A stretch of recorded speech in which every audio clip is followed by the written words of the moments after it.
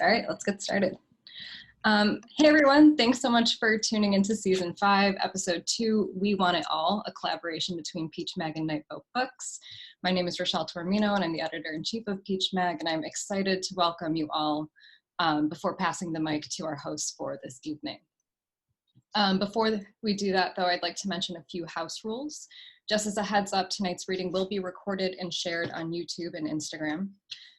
Please keep yourself muted. If your audio is on, you'll get muted. And that being said though, you are welcome to turn your video either on or off.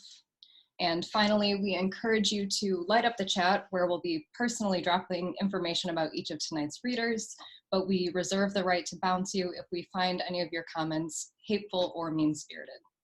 And now I'm excited to introduce our hosts, the editors of the epic We Want It All anthology, Gabriel and Andrea Abi-Karam. Gabriel is a poet and essayist currently living in Queens, New York. Andrea Abi-Karam is a Leo obsessed with queer terror and convertibles. Their book, Extra Transmission, is out now with Kelsey Street Press. Welcome. Thank you so much, Rochelle. It's wonderful to be here. Thank you, Rochelle, for that amazing welcoming and for hosting the Want It All crew this evening. Yeah, it's about, I don't know, sometime in December, we got this wonderful email from Rochelle saying, oh, we've published so many of the same authors, how about it? And it was like, yeah, that's really cool. Or as I said about 5 minutes ago, thank you for publishing so many bratty trans poets. But this is wonderful. It's a really exciting night. So thrilled to have the readers joining us tonight. I think none of whom have yet read so far. We've had like a good half a dozen readings because we have about 65 contributors in the book. We're trying to hit everybody. So I feel like this is kind of a special slate. And it's a Friday night, so we love to have fun. And all the readers are going to read in alphabetical order by first name. And I'll share the lineup. First, we'll have Faye, Chevalier, and then Kamden, Hilliard, and then Miles A.M. Collins-Sibley, then N.M. Esk, and then Stephen Ira, and then Xandria, Phillips. And we'll share everyone's bios, and readers, please feel encouraged to drop links to your zines, your books, your chaps, your Venmos, your social media. And we hope that you all will continue to support our amazing contributors. Yeah, absolutely. Should we say like a word or two about the book itself before we get going? Cool. Okay, so everyone who's on the call probably knows this is one of the launch events for We Want It All, an anthology of radical trans poetics, which Andrea and I edited, and which appears in this beautiful magenta brick of an object. And basically it's an experiment in tying together trans writers and aesthetic and political radicalism, and asking insistently over and over again what all of those things have in common. And the readers tonight have some interesting answers. So I think let's get started. Our first reader is Faye Chevalier, joining us from Philly. Faye, take it away. What's good? Thank you all so much. Okay, so all my links got dropped right in there. That's perfect. Thank y'all. Thank you all so much for coming out tonight. Thank you, Kay and Andrea and Rochelle and the Peach team. I'm really excited to be here. Kay mentioned to me a very long time ago that she enjoyed my poems about films. If you read the book, you know all 3 of my poems in this one are on Keanu. That's not the case now. So this is a piece called Kill Everyone Now.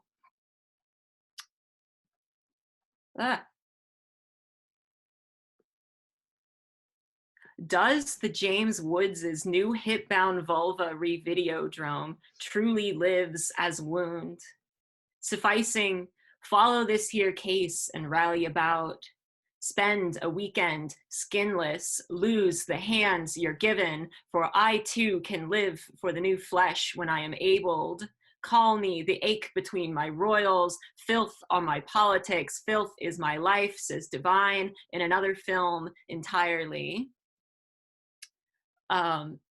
This one's called Condone First Degree Murder. Torn out tongues and beaten rock bods, strewn about the sensual rounds of a wrong turn, town, year, live condonable until you're not, wish a single death on every ICE agent and fright about. Espinoza writes, is it possible to destroy power without first eating it? And I feel the answer lives in the entropy of capital, the brimming end of industry, the cold death of infrastructure.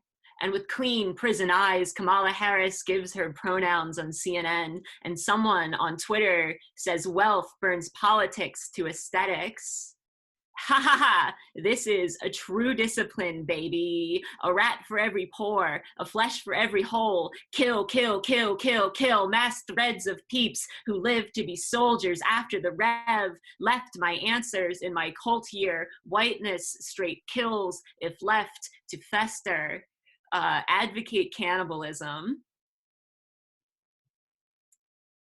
The soon to be innocent we will be greener than to vent breathe in your pages, pins, pain, object in turn. Crystallize in the cold, emphatics abound or whatever. See, suppose a plane / kill yourself in the process. There ain't anything here, so get riled for a horrid time. Drape a sheet over your head and claw your way through. A metabirth and abolition all the same. For the synthetic but close enough, sudsily lying awake, loving it all, shareholder in laws, krill for hire, 6 more curl-ups till death. Wild. I'm too tired for attention, says the cat across the room, pixelated by the labor haze. Anyway, an Arthur Russell-y jolt of morning punctuates regicide. They celebrate the guy who saved Reagan's life and my day job. America is immigrants, they say. These ones, too, can tear into Rego's guts, hold up him heart, and press until he breathes. Cardboard city scenes. Some stooge shouts about legality outside Occupy, and I forget how to tie a bowline. Saved up and blacked out to get loud without a conscience, leave for work, the sipping life. Anyway, the cult falls apart again. I break all my teeth and hide forever a bladed love, billowing over the glass rim. Wow, I've been reading a lot faster than I always expect to. Fuck. That was my first swear of the night. Here's my second. Eat shit. Leak your skin, the frightful thing, crawling across the wooden floor.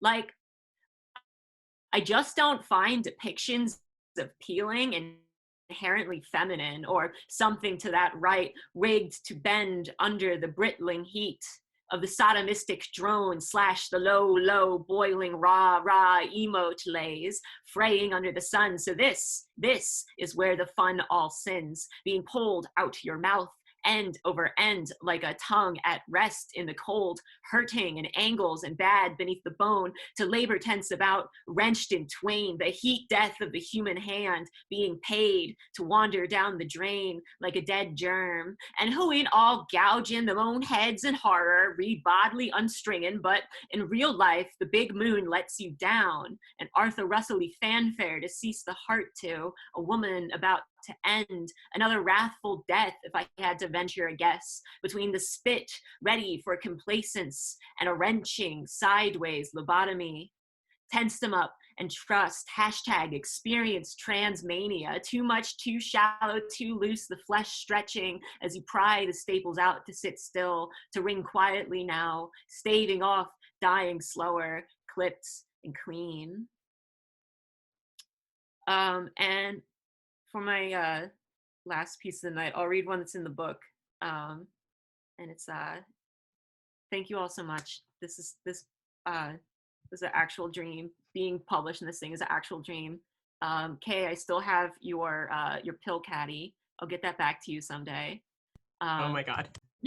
This is a poem that's called Fantasy Football. A living bruise, a bent but dashing mask in your sandy hands, in the stony dark. Time trailing the psycho subtextual milieu before a young Keanu Reeves in the 1988 feature film Permanent Record, Reason, etc., a miresome snare, wearing skin for bones as I am wont to. The summer breath finds me singing, I can pass the little wine shop on 43rd on the way home without seizing now. Though the littler still tear of nights lost, simulacrums of far greater despairs hold close.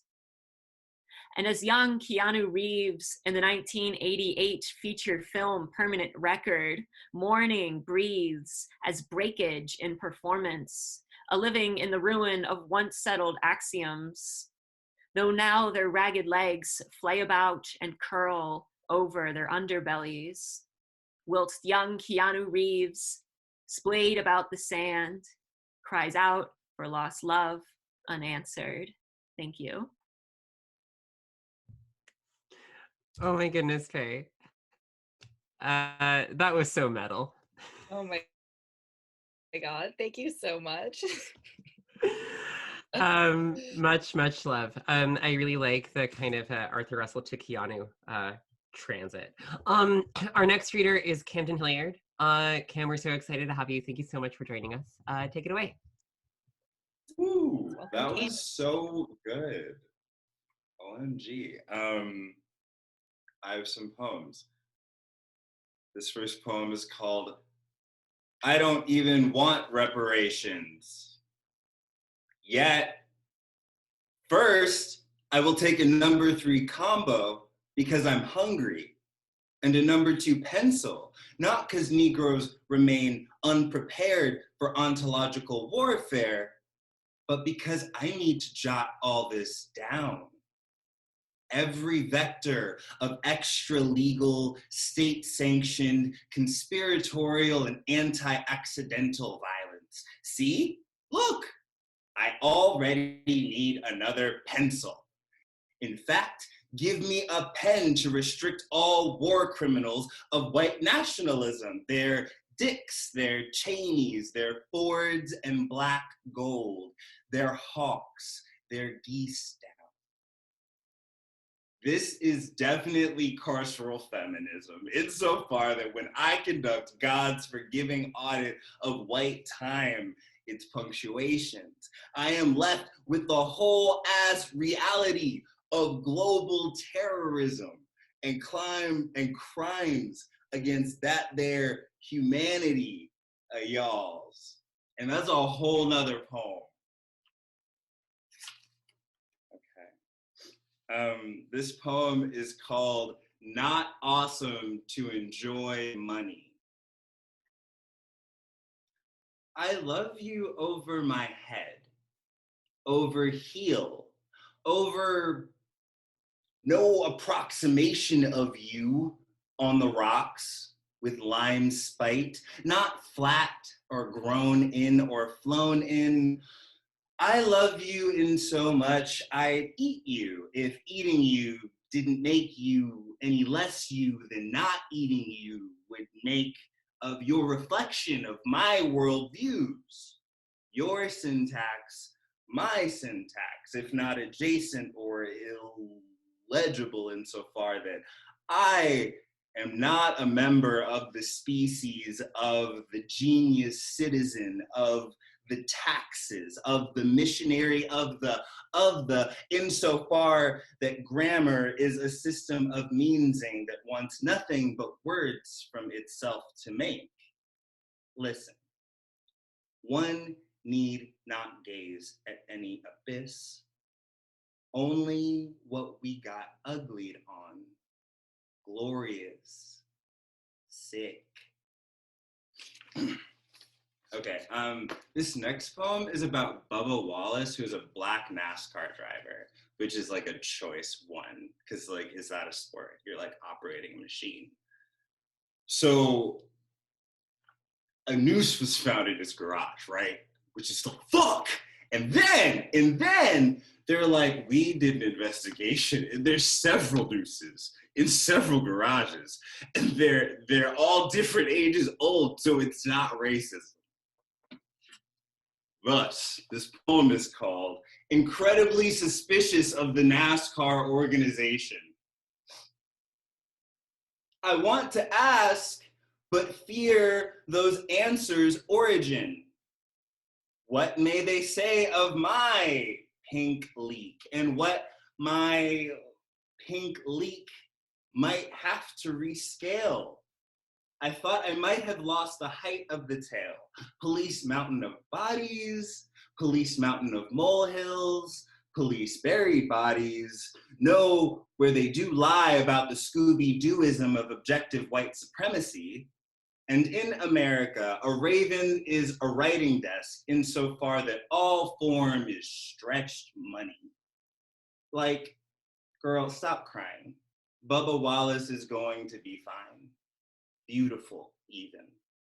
Thrown by the false flat, the operation of the 1990s. It's neither time, the never way, it's nightly fare. Apparent suicide. Expired relevance of the noose. Post-taste, explained as an oops. Post-haste, as white kids these days. And on nights which I'd like it to be day, or on days where I prefer records, where I manage to find myself nowhere the noose weren't already there. The clouds nowhere, signets nowhere, signals nowhere to bear, heavy-headed, my tinfoil theorizations of placemaking at the toenail clipping-shaped help desk of God. But I would like to inform the institution that I have been wanting some hospitable order, and am now flush of reason, very prepared for complaint. I have one more poem. You guys are awesome. This whole thing is awesome. That like that Lego song. Everything is awesome. This is awesome. I'm having fun. And my Iowa sister's here. I miss you, Steven. Okay, this is called Transport Lobby.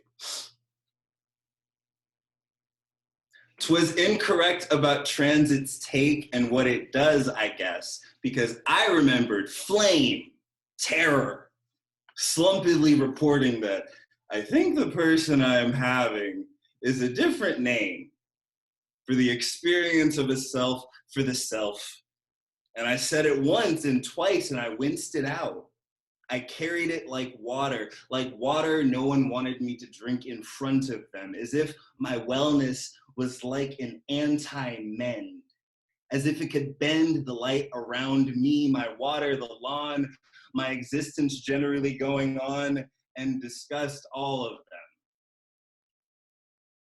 This is not magical realism. This is absolutely real life. In America, don't even dredge. Here's dread, LOL. I'm dead. You're dead. It's a death party. We're getting starty. It's fertile in the filth, in the filing down of the point, which is not how people are. But that when I called some friends, sober finally, and apologized, most all of them made a, well, maybe I have an apology too face. And I had no idea when it was a stale mattress, a West chest, a winter dirtying my friends with my ugly, needy, resistant, joy dead hangdog culture. When I say, I'd like to start using non-binary pronouns because I don't feel very much like a man, since most of my experience of being one was not consensual or like a super personal demand. And when I think about staying alive, why, literally why, I wonder who is down here in me, how I might catch her eye. And I'd like to try that out. And then, yeah, no, Cisness is whiteness, is heterosexuality, is settlement, is the spirit gone material, is our national, local, global infrastructure, is a kind of laziness if all forces follow the path of least resistance, is no kind of magnificence, always adding reality into dominance as material continuity, as everybody, as nobody, as subject to no one system of domination, but an archipelago, a constellation, a confederation of difference with its little heart-dotted eyes. Thank you guys so much. I hope you have a great night. Oh my God, Kim, fuck yeah. Wow. Devastating. Thank you so much. One of the great joys of putting this book together is getting to hear everyone read. Absolutely. I'm thinking, in America, a raven is a writing desk insofar as all form is stretched money. I'm going to be thinking about that line like all the fucking time. Our next reader is Miles A.M. Collins-Sibley. Miles, thank you so much for joining us. We're so excited to have you. The floor is all yours. Thank you. Hi, everyone. Thank you to Kay and Andrea. I got the book and I looked at the back because I didn't really know who else was in this.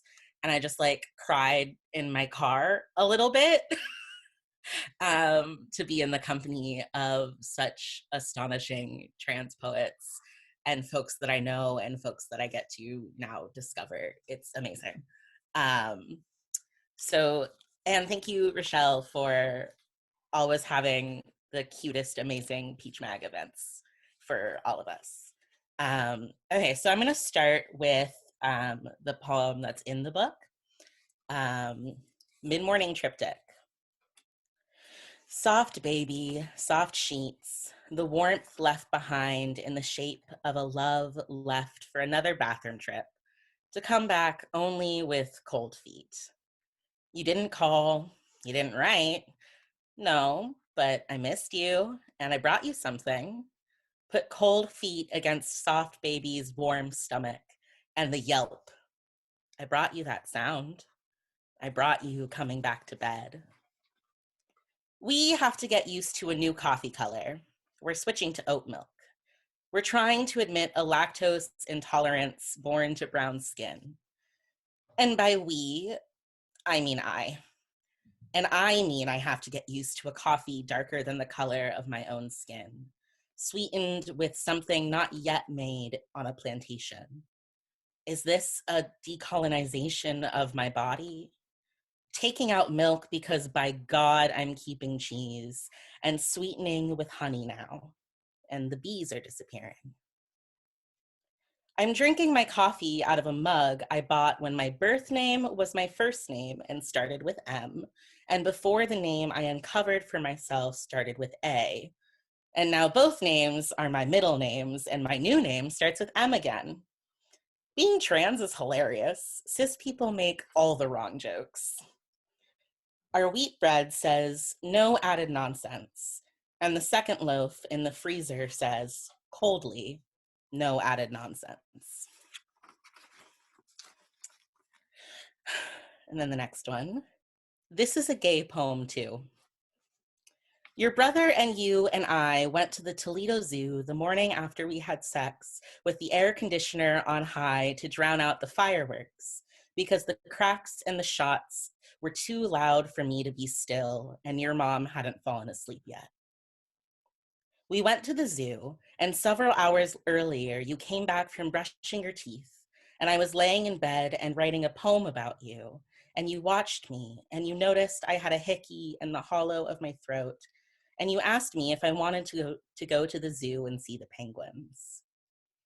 The three of us went to the zoo and you were scared of the birds and you wanted to go inside their house anyways, and you wouldn't hold my hand and the hollow of my throat felt sore. And later that night, I told Mama it was a bruise from my seatbelt from stopping in rush hour traffic too quickly. Daydream where my uncle is a magician. My uncle sits down at a cafe table by the window with a black laptop. He's surrounded by piles of strips of white paper and one spool of brass wire. Paper white calla lilies with brass tethers float in the windowsill. My uncle takes a hot drink, pours it over ice. He has headphones and places them in his ears. He picks up a strip of white paper and twirls it between his fingers. My uncle is dark-skinned like his mother and light-skinned like his sister. I am light-skinned like his sister. My uncle is thin. My uncle is a brass wire tether holding a strip of white paper. My uncle's hands are erratic. My uncle's hands are controlled. My uncle drops the strip of white paper to the ground and it rises back up. My uncle strokes away coffee grounds and crumbs. My uncle twirls and twirls until the strip of paper whispers, "It's ready." My uncle twists the strip of white paper into a stem. My uncle dives his hand, thin and dark and light, into his bag. My uncle pulls out more paper, curves and cups his hand over it. Ovals fall out and onto the pile of strips. My uncle, with gnarled knuckles, kneads them into petals. My uncle pulls needle and thread from his left ear. The thread is calla lily white. My uncle strings kneaded petals into rings. My uncle floats the rings over his bony wrists to his elbow, and they float back down. My uncle tightens the rings into blooms. My uncle's bones shine through his skin like lightning bugs. My uncle takes the end of the brass wire. My hands are brass wires, tethered. A brass wire spools from my belly button. My eyelashes are brass wires. So are the hairs poking out from on and under my chin. My uncle tugs sharply. A brass wire boy sitting in my seat cries out.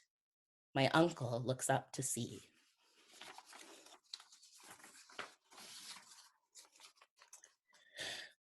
Observation. I'm starting to look like my dead cousin Mikey. Because I'm on T now, and we have the same glasses and the same chubby cheeks that get rounder when we smile. Data. There's a 10-year-old picture of me and his sister at Thanksgiving, and she's a prediction of a potential me, a future of lost baby fat in a turquoise shirt, matching a turquoise silk flower clipped in my long hair. Data. There's a 25-year-old picture of her and Mikey sitting on a striped couch. She looks like someone took careful scissors and removed me from my own childhood album and pasted me next to Mikey. Mikey's round edges and widow's peak are ours. This picture is my aunt's most loved photo of 2017. Question, testosterone. Is it normal to imagine your face has changed more than it has? Question, disassociation. Is it normal to forget what your own face looks like and replace it with a 25-year-old picture of your cousin? Question, memory. Is it normal to forget how a boy who died nearly 15 years ago moved? And if he laughed, and did he tease me and his sister drawing big-eyed, pretty soldier anime girls? And did he jump on his parents' waterbed with us and dare it to break? And did he tug on my and his sister's twin braids? And did he know he was going to die and how? Thesis, ancestral. A trans boy realizes they look like a male relative and feels relief. Like, yes, they do belong to a familial lineage. No, they haven't betrayed the gift of a firstborn baby girl and a long line of birthed names. Counterpoint. I was never related to Mikey or his sister.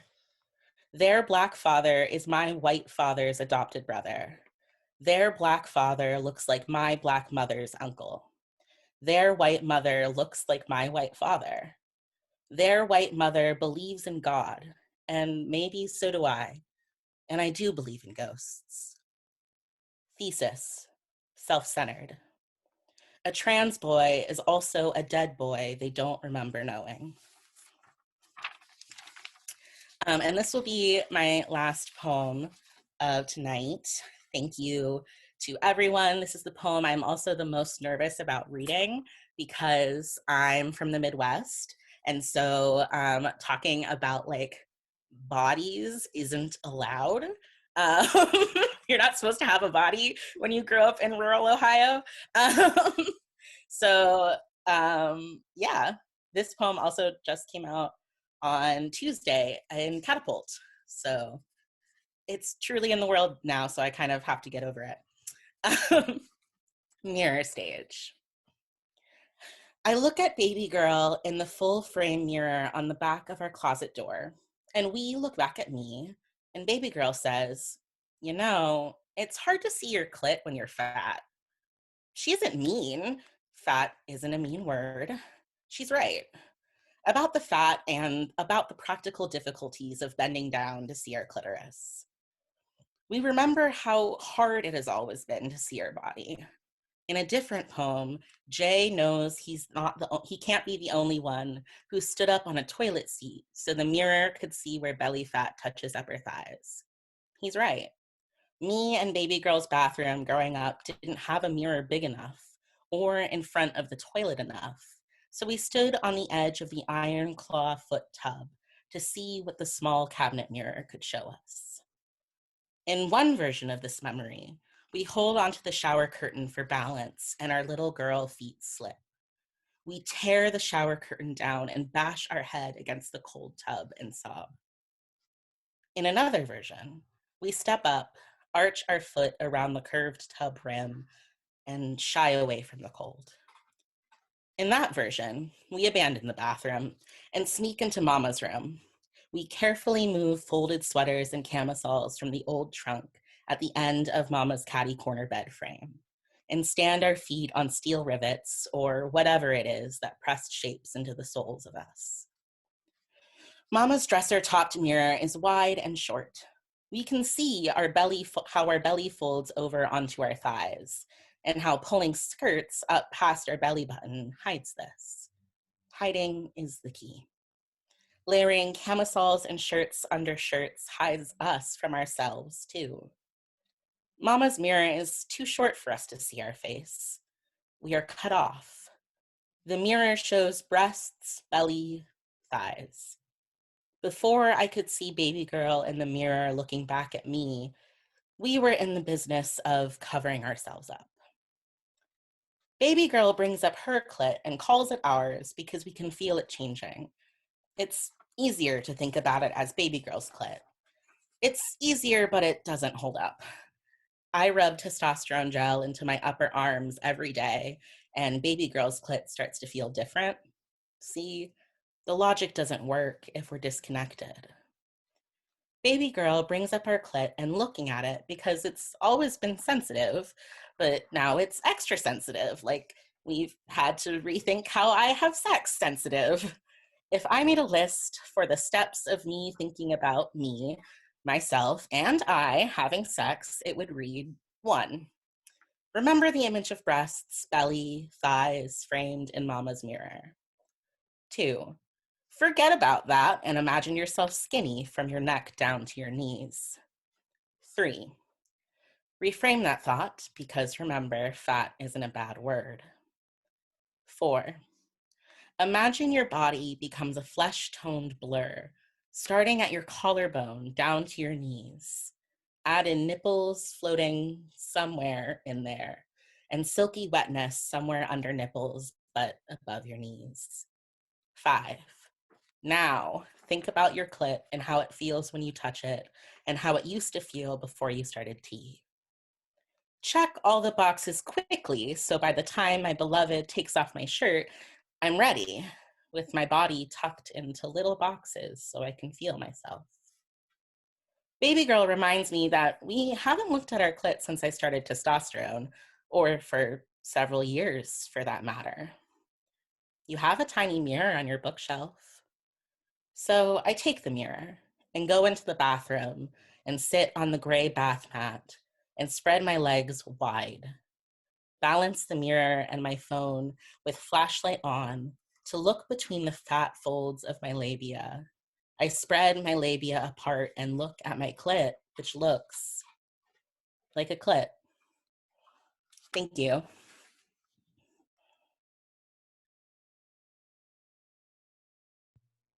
Amazing. Thank you so much, Miles. Absolutely destroyed. Thank you so much. Big reveal.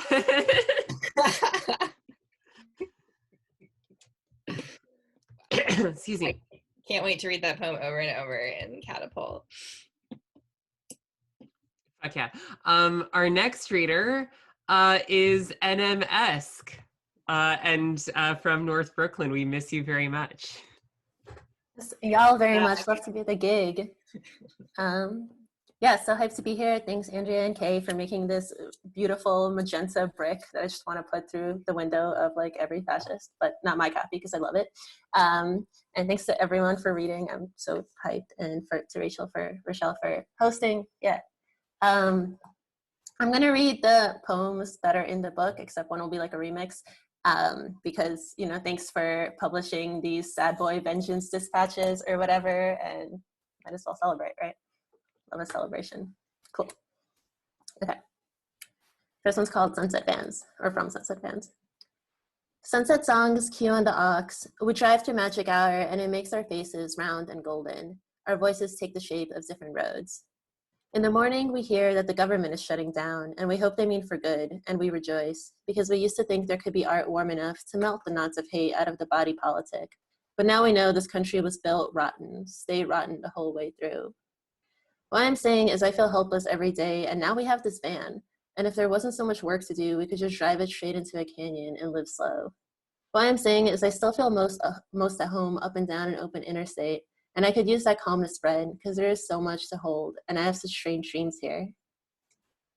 The sun is setting on the porch, short like summer camp is short, and afterwards, some kids go back to sunlight, and we go back to asphalt and a sharp season, in which we break ourselves open and mop each other up until we are covered in each other's wetness, until we all smell of copper and ash. The sun is setting, and I want to start smoking again. The sun is setting, and my friend just changed her gender marker because she is afraid of ending up in the wrong prison, and all prison is the wrong prison, but we still celebrate. Like in Philly, I'm lying with Jackie and the dog watching the gay ice skater anime when they say there are material consequences for living how we do. Or in Richmond, Dandy reminds me how this winter we wrapped our friendships around us so tightly they tore the seams and called it a suicide watch and sobbed into wet sandwiches when the healthcare system couldn't hold us right, or under streetlights when our lovers wouldn't hold us right, or by the cemetery with the precipice so close. I'm terrified that the summer beat us home. Down here, the summer settles easy, gentle on the porch, Jurassic landscape. We wake up when the sun is high enough to warm us. I'm getting sentimental, lingering, like how the sun gets so caught up in hair, like staying close so as to not break this force field, like, sorry if this is boring, but I love this song. Could sing it in a way to make you drive right off the road. The Mid-Atlantic's cursed, so much death stretches up and down I-95, and still we stretch towards each other, state by state, vertebrae by vertebrae. Lana is singing, "A lust for life, a lust for life, keeps us alive, keeps us alive." It's my Liz Kelly karaoke voice. And that better be enough because soon we won't be able to afford our meds. Or Vitamin C is singing, "Say it right now because you won't get another day." But why not? Like, could she know that past the carbon crisis point, the ocean's trying to come for us? Like, could she know the heat will push out all the air and I will hold my breath each time a friend walks home alone in a statement heel? The sunrise creeps, blue and austere like this motel room, threadbare like sleep. If property is theft and theft is proper, then I'm gonna put my fist right through the sun and pull the light out. Because we didn't choose these bodies, but we lose the rights to them, so we need that warmth to hold each other up.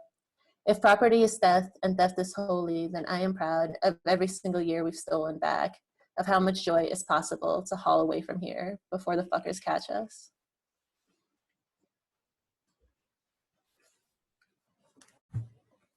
TBT tour. Okay. Okay, the second one's called Enclosure. Black cars gather sun, black shirts in summertime. A burn starts as an itching. Dragonflies like tiny helicopters circling. Back in the city, these shapes would be drones. After Bean's memorial, we sat by the river watching helicopters land. Shared a sandwich. Could use a sandwich now. Regulation penetrates into the smallest details. I begged for months to never pick the script up. The registration of the pathological, a prior condition. We trade in resources, collaborators, keys, hand-me-down binders, fave new face apps, Irish paper for the name change, free tequila sodas, living room tattoos, makeshift abundance, everybody's on the list. Get a higher dose than stockpile. Meanwhile, another trans-scare, straw man, trans kid cover story, Pride Month, cis obsession, fear of losing their returns on their bio investment, the enclosure of wellness, yarrow for boundaries. Every possible transmitted when bodies are mixed together. Lines in the sand, each line becomes a wall, mutation and revenge. What if we scorch the archive, get lower, dirtier, come back covered in dirt? The child that wanders off into the woods returns part animal, and then the slaughter. Turn all the kids to dust, and then the phoenix. Okay, something I realized is that I swear I've never used the word sandwich in a poem before, and here I have used it in both of these poems, and I'm just sitting with that knowledge. Just something to think about. Okay, and this last one is called Born 2, after the Macy Rodman song.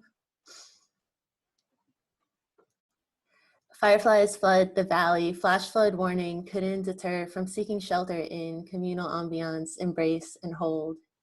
R slammed up against the wall by F's ghost on the dance floor. Pay your respects, goddammit. In tribute of piss, tribute of cum, in tribute, blood-scratched ink, and heaviest of all, tribute of tears. We said, what can we do to help? She said, just hold me. So we did. Pulled out and pushed into the pit, her spider body Kansas crawl, here sibling arms to catch you, bruised and wailing, soaked like lightness, my old friend, broke through to daybreak, so in tears again, of feelings wet and parallel to leather chain wet, and black latex glove wet, slide in bond and opening. I missed your mouth. I stuffed a crushed letter, hard deco crushed into, I wrote each of my friends a love letter, and swung into the morning as the DJ rapped, our hands inside each other, clawing towards a weightlessness. Against weight of betrayal, all this wasted time, mercenary jump to kill the parts of us they needed dead. But here, reanimated, splendid, here in full monstrosity and loved.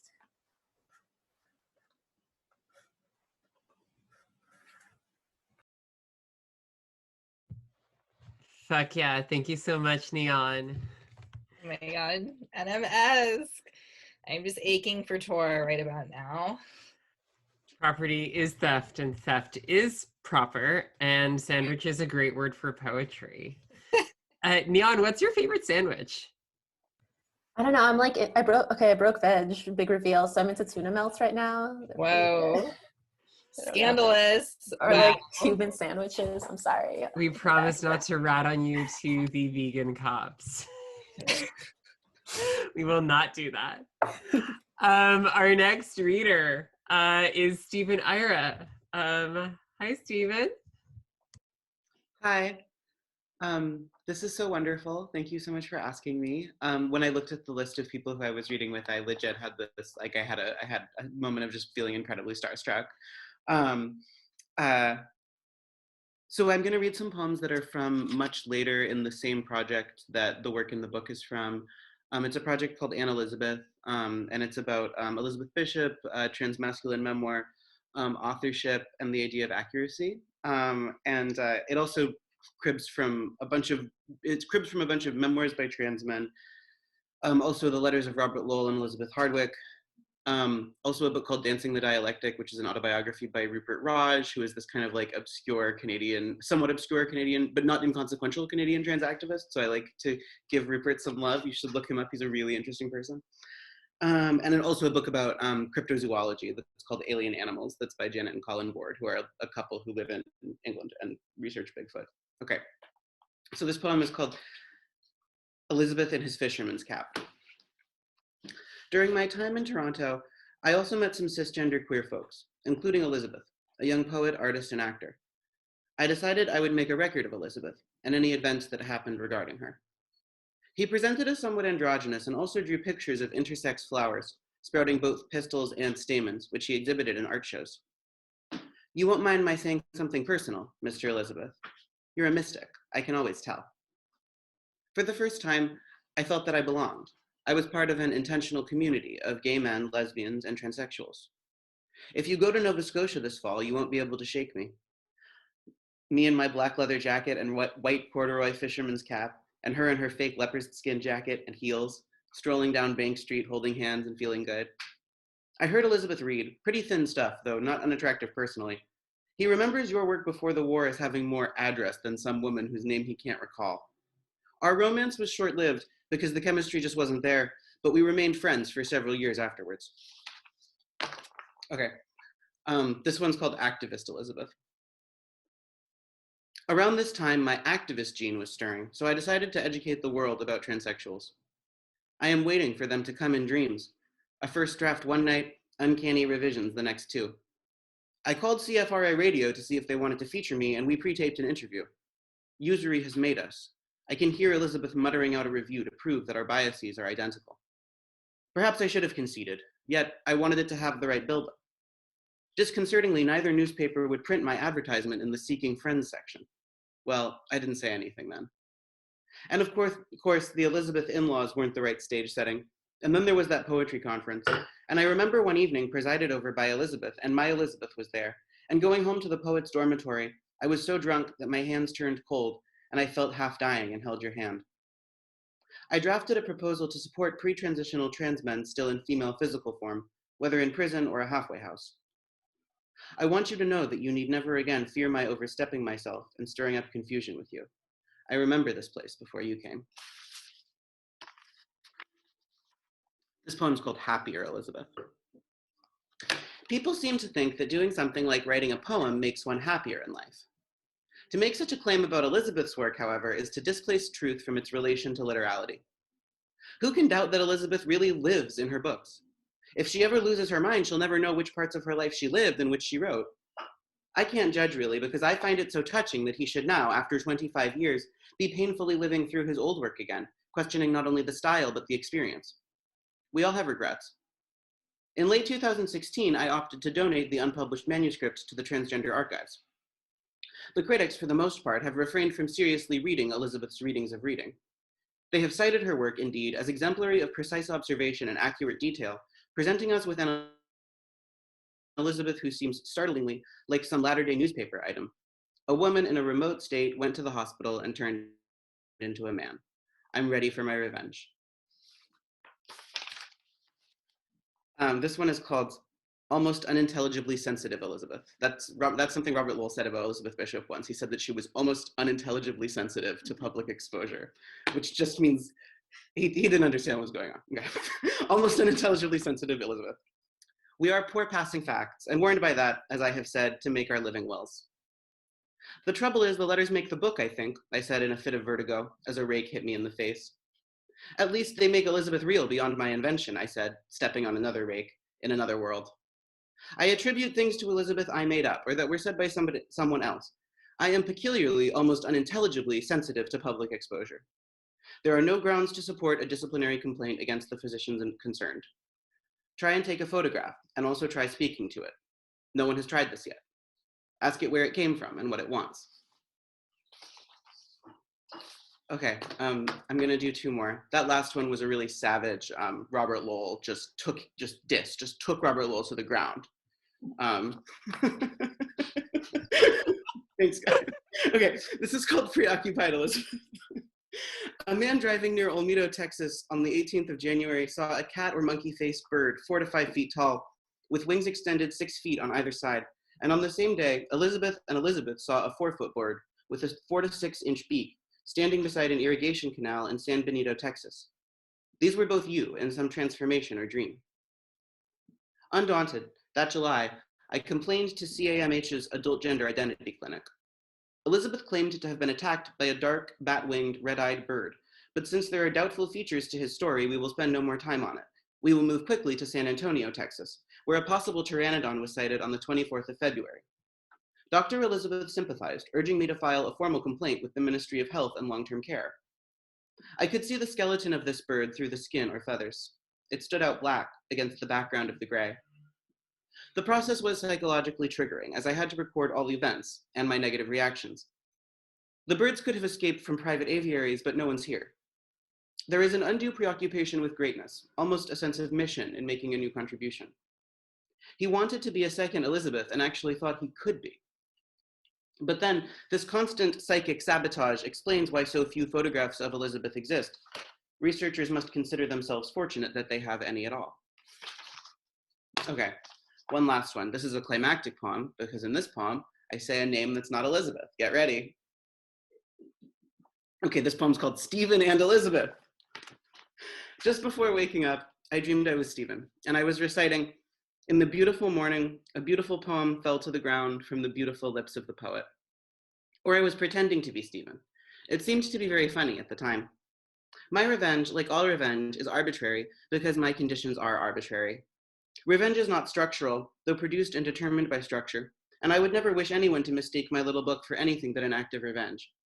The transphobia of my period produced in me certain sense of resentments, mostly of the unrhetorical. Whatever ideas emerge have not been arrived at over a period of time, but perceived, as it would seem, in passing. More than I long for you, I long to write that way. Excuse this image, it comes from bathing suits on the line, our machine which became overloaded and stopped, from looking at pictures of Elizabeth, and from the heat. It is almost 100 in the shade today. I only said my name because she said it. I only have a name because of her. Thank you very much. Really wonderful to read, especially with my Iowa sister, Cam, I love you. Thank you so much, guys. Thank you, Stephen. Yeah, thank you, Stephen.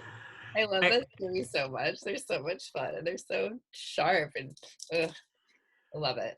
So thank you. Thank you.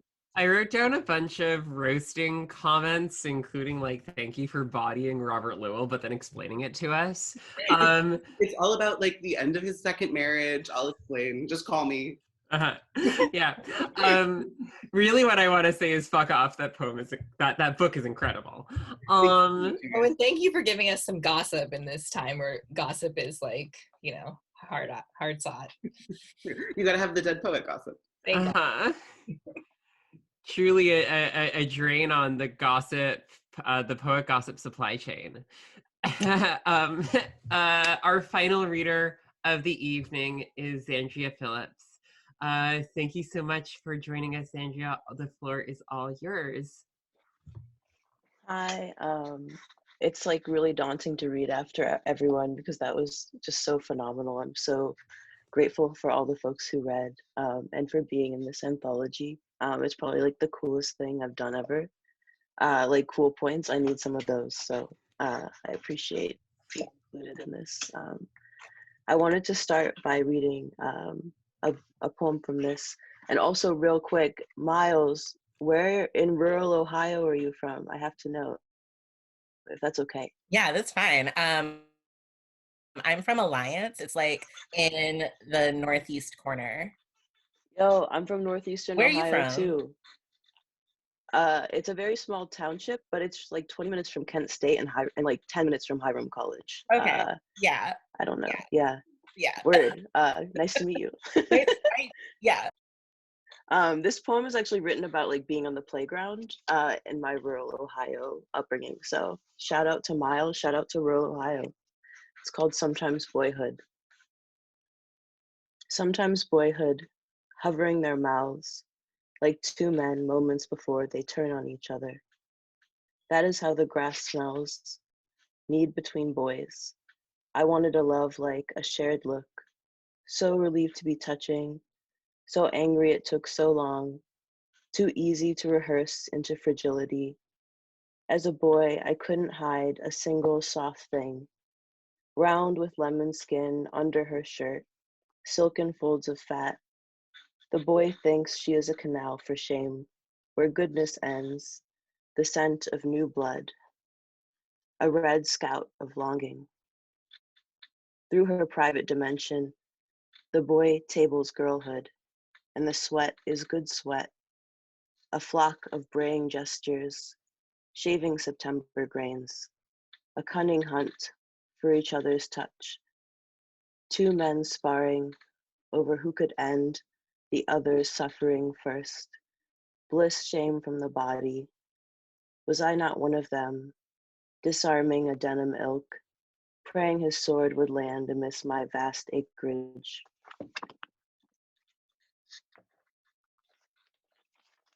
So I'm going to read just two more poems. It was really great hearing your television poems, Faye.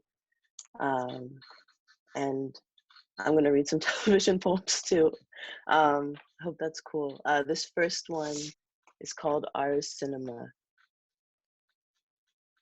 I have no new ideas about film. Oh wait, I'm sorry. I wanted to say this before I said it.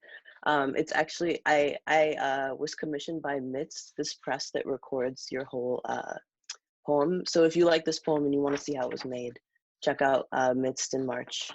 That's why it's so weird, because I was like, the stakes don't exist because it's just a weird thing. So then I wrote this. All right, Ars Cinema. I have no new ideas about film. I just know I don't always like being fed 3 severed heads. I need some body, some bone. Drop me into her cornea and let me see the way her light hits. I need it to be indulgent and tattered, marrow with meat. Some stories use others as a bridge, others ride on the back of another, parsing hairs as a flea would for blood. I want the story to be like ice cream, all the hot girls eating me in August. Queens make all the media I like, so it might get a little tragique. I was on the drug in Love and Other Drugs for a while. I was proud to be on what was peddled, especially since Prozac made me suicidal, and I'm looking for any excuse to be closer to Jake. For instance, I wore a ranch hand blue denim shirt today, and I wore black frames with a bisexual swagger. I know I'm the main character because people keep leaning into my affect and dignifying it. I will be as many as I have ever been. I could be an automaton threatening my peers with lines from Shakespeare, and I'd still be here watching myself in my reflection on the screen. Allow me to curate for you a film about my feelings starring Ruth Wilson's face, Andre Brower's eyelids, Jeffrey Wright's hairline, Jake's anything, and Viola Davis's cheeks. I knew Zoloft wasn't working when even television became unpalatable. Even still, I start a new series and write No New Myths, SMH, in the margin of my grid paper. My film will have everything the others don't. The actors assemble and I tell them to say the first thing that comes to mind at once. I never say cut, so the movie just keeps living with us in our homes like an old friend. They never know how to end movies. I swear to God, it's like some people have never experienced disassociation and grasp not the importance of color, chemistry, and syntax. Ground my experience in a color palette at the very least. I was counting on being so prepossessed. The last time I finished a movie, I'm not kidding you, it ended with a bang.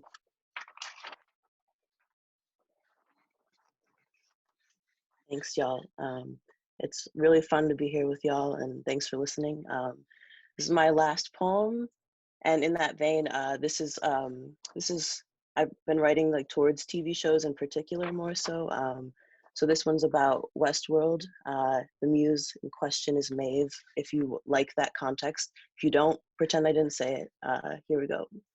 It's called It's Not Like the Movies. Oh, and only season 1, because season 2 and 3 I pretend don't exist, because they really like took a sestina and then like tried to turn it into like a pop song, and I just don't appreciate what they did to, yes, we're recording and I'm talking about this, but I just have to say I don't agree with what happened to season 2 and 3, except for like the first 2 episodes of season 2. But anyway, I digress.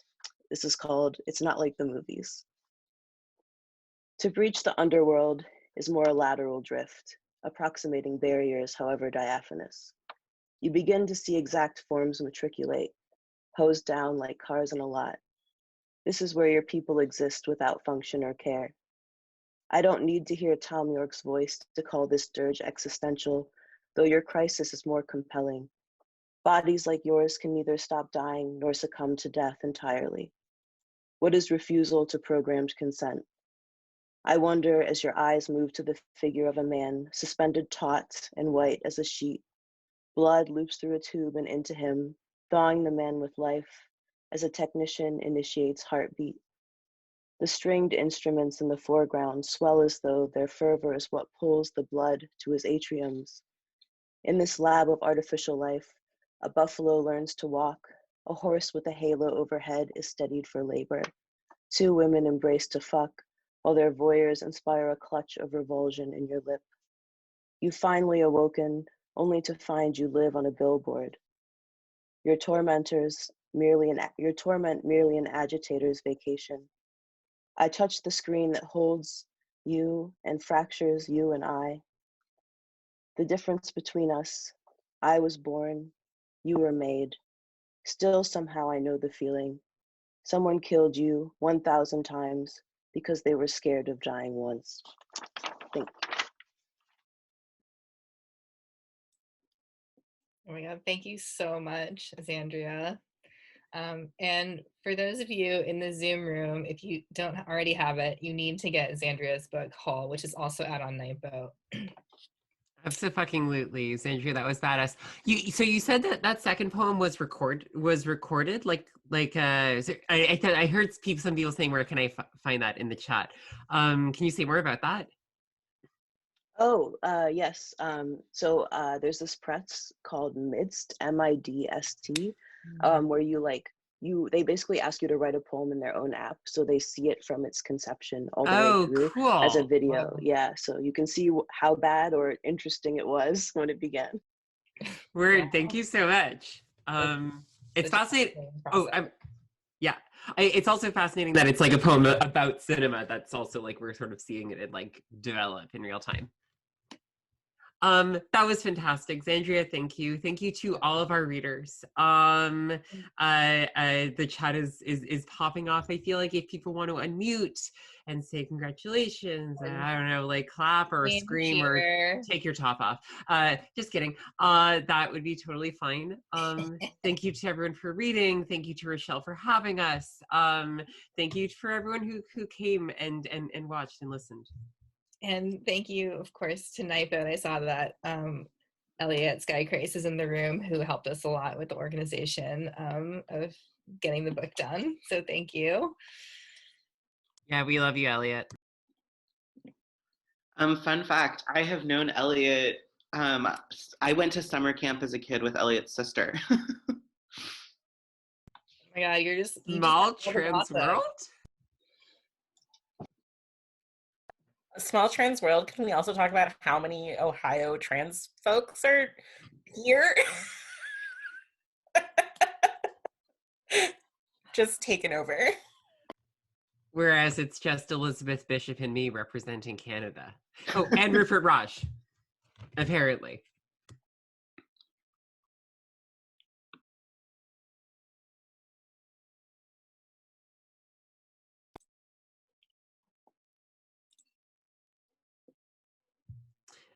So Buffalo is basically Canada and Ohio. You know what? That's actually kind of true from like an economic geography perspective. That's definitely true.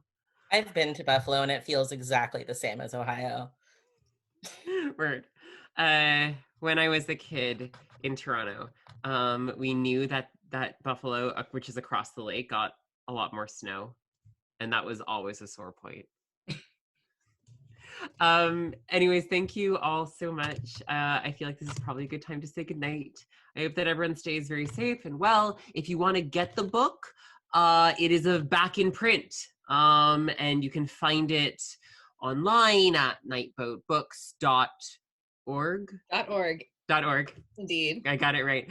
You can find it probably in your favorite independent bookstore. For our, it is available on Amazon, but for our sake, please don't buy it on Amazon. You know how it is. Support us however you like. And support the readers whose I believe whose Venmos and swag is in the chat. So did it sell out of the first printing?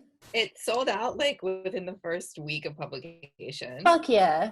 Yeah, literally. The first printing was holy shit. That's holy fuck. That's incredible. It pretty much evaporated. Not to plug. Oh my God, so much hot gay genius. Can I plug something that I forgot to plug before? Yeah. So I have a poem coming out soon in a digital zine called Sporazine that's edited by Ava Hoffman, who coincidentally actually made the sweatshirt that I'm wearing. So look out for Sporazine. It's a zine of radical experimental trans, mostly visual poetry. Amazing.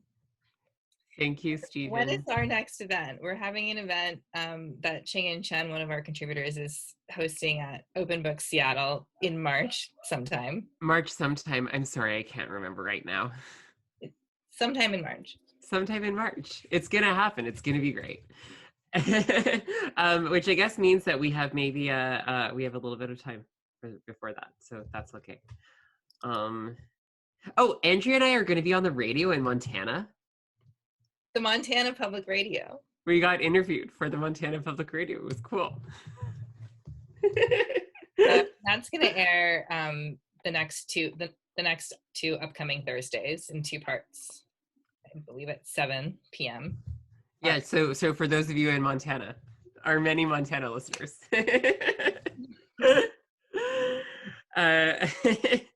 Okay. This has been fantastic. I have actually another call to be on, so I'm gonna go do that. Much love. Thanks once again to our readers. Thanks to our audience. Thank you, Rochelle. Yes, thank you, Rochelle, and our readers, and everyone for coming through, and also all the Peach team that helped blast the gig and do all the Zoom tech stuff. Thank you both so much. I guess we can leave it there for the night. And thank you again to the readers. This was so awesome, and can't wait to see what y'all do next. Good night.